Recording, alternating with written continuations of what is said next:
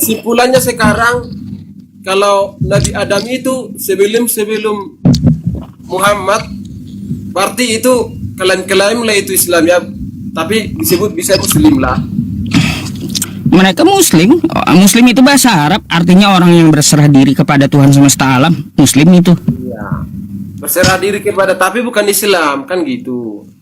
Nah, kalau yang Muslim udah pasti Islam dia. Enggak lah. Kalau dia Muslim sebutannya udah pasti Islam karena itu satu kosakata masalahnya.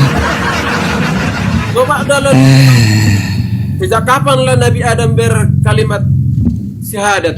Oh, likullin ja'alna minhuma syir'atan wa minhaja. Setiap nabi itu mempunyai syariat sendiri-sendiri. Nah, nggak perlu. Berarti kalau mereka Muslim, mana syahadatnya? Bukan kayak gitu. Mereka punya syariat sendiri.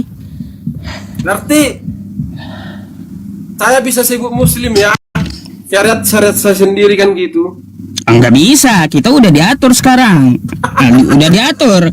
Karena apa? Udah distempel Allah Subhanahu wa taala dalam Quran surah Al-Maidah ayat ketiga, "Al-yauma akmaltu lakum dinakum wa atmamtu 'alaikum ni'mati wa raditu lakumul Islam madina." Pada hari ini telah aku sempurnakan agamamu untukmu dan telah aku cukupkan nikmatku untukmu dan telah aku ridhoi Islam sebagai agamamu. Nggak bisa pakai syariat sendiri. Artinya udah ada aturannya dari Tuhan kayak gitu, udah paripurna gitu. Apa le? Aku juga heran juga ya. Dalam pikiranku kan, kalau kedatangan Yesus itu dari nabi-nabi sebelumnya itu sudah banyak nubuatan, tapi tentang Muhammad ini ya, kalau ada nubuatan Yesus tentang Muhammad, aku pun bisa mau jadi Islam. Jadi tentang nubuatan Nabi Muhammad gimana? Ya, itu bagian dari pertanyaanku yang pertama tadi. Kalau ada memang nubuatan Yesus tentang Muhammad itu, Bang, ya saya pun mau jadi Islam. Bang, kata Yesus dia akan meminta kepada Bapa seorang penolong lain yang mana penolong itu ya dia akan membawa kamu dalam kebenaran. Penolong itu akan membawa kamu dalam kebenaran. Terus penolong itu akan memuliakan aku, kata Yesus. Dan penolong itu akan mengajarkan segala hal untukmu. Kira-kira menurut abang siapa itu? Ya, seorang rasul juga. Seorang rasul juga. Siapa kira-kira? Tapi cobalah dulu. Bentar, itu yang dinubuatkan Yesus itu. Dibuatkan Yesus. Ya, dinubuatkan oleh Yesus. Itu orang loh, ya, bukan roh, bukan. Orang yang dia maksud orang. Di manalah dibuat? Di mana Yesus berkata seperti itu, Bang Pi?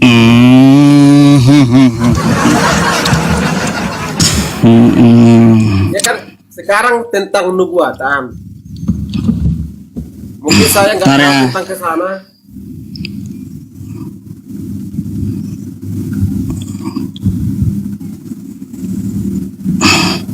Bentar ya, saya bukakan nih. Iya, Bang.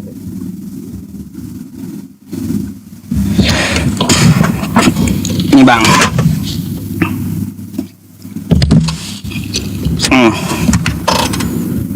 Nih, mari baca ya. Aku akan meminta kepada Bapa dan dia akan memberikan kepadamu seorang penolong lain. Orang ya, bukan roh ya. Orang ya, orang, bukan roh. Supaya ia menyertai kamu selama-lamanya, yaitu roh kebenaran. Dunia tidak dapat menerima dia, sebab dunia tidak melihat dia dan tidak mengenal dia, tetapi menyertai kamu dan akan diam di dalam kamu. Nah, jadi di sini orang ini mempunyai roh kebenaran dia. Kata Yesus, mempunyai roh kebenaran. Orang ini ya, dunia tidak dapat melihat dia. Siapa kira-kira yang nabinya tidak dapat dilihat oleh manusia zaman sekarang yang tidak ada gambarnya? Nggak Muhammad satu-satunya ya yang tidak dapat dilihat oleh dunia.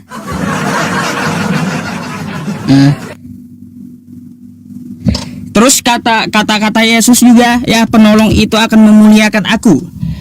Penolong itu akan mengajarkan segala hal.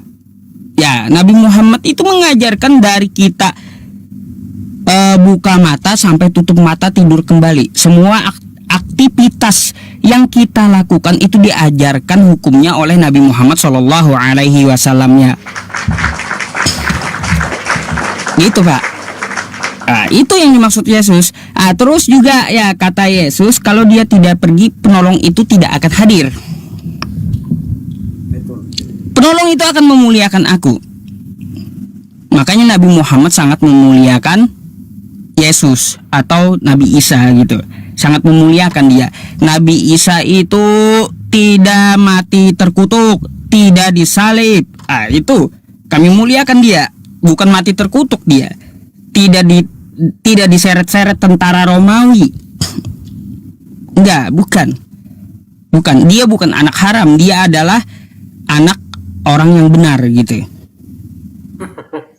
Itu di dalam Al-Qur'an kami. Sangat dimuliakan oleh Al-Qur'an kami umat Islam dan Nabi Muhammad Shallallahu Alaihi Wasallam. Makanya siapa yang dimaksud seorang itu? Tidak lain yang dikatakan Yesus adalah Nabi Muhammad Shallallahu Alaihi Wasallam. Bukan itu. Kalau kami Kristen udah tahu lah itu. Siapa seorang itu?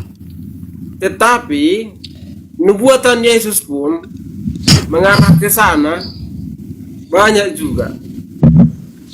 Siapa?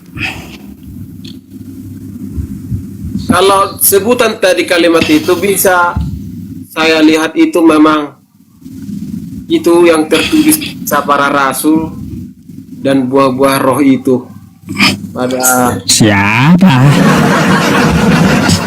Coba sebut satu oknum. Mari kita cek oknumnya. Satu orang silahkan disebut. Itulah Roh Kudus itu, Bang. Orang bukan roh. Gimana sih? Udah diwanti-wanti dari tadi Yesus itu minta orang bukan roh. Nih, dia minta orang. Seorang bukan roh. Macam mana? Aduh. Jadi loh Bang Pi, gak mungkin meminta sebuah roh, gak mungkin meminta sebiji roh, gak mungkin gak meminta satu kotak roh, gak mungkin seorang roh. Itu kan orang. Makhluk yang paling mulia itu manusia, ya. Itu. Lah kayak gimana? Siapa menurut Anda itu? Roh Kudus. Roh Kudus orang. Kagak nyambung sama sekali, Pak. Ya. Orang kok roh? Aneh. Orang kok roh, Bang. Yang ditanyakan itu orang, yang dikatakan Yesus orang, bukan roh. Kok roh? Anda menjawabnya. Itu memang didefinisikan dalam keimanan. Aduh, kehabisan jawaban. Kehabisan jawaban, nggak bisa dijawab itu. Bukan kehabisan jawaban, Bang Pi. Jangan suka nyupir ke sana, manuver ke sini kan gitu. Memang saya udah sampaikan kepada Anda yang dikatakan Yesus. Di mana Yesus menubuatkan Nabi Muhammad tuh? Saya kasih kepada Anda. Iya, tapi saya nggak percaya. Ya terserah, kalau kau nggak percaya Yesus nggak apa-apa.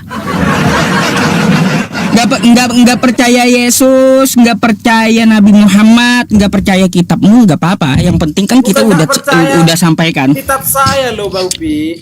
Loh, ini kan saya menyampaikan. Ya saya itu menyampaikan tentang Nabi Muhammad, kata Yesus. Ya kata Yesus seperti yang Anda minta. Maka Anda akan saya tampilkan kitab Anda sendiri. Nah di sini dari ucapan Yesus. Kalau Anda nggak percaya dengan ucapan Yesus dan kitab Anda, yaitu derita kamu gitu Bang. Ya saya kasih penjelasan dulu Bang Peter. Kayak gimana? Pernah Bang Pi pernah dengar di mana Yesus pernah dicobai? Bukit. Hubungan bait Allah dan bukit. Iya.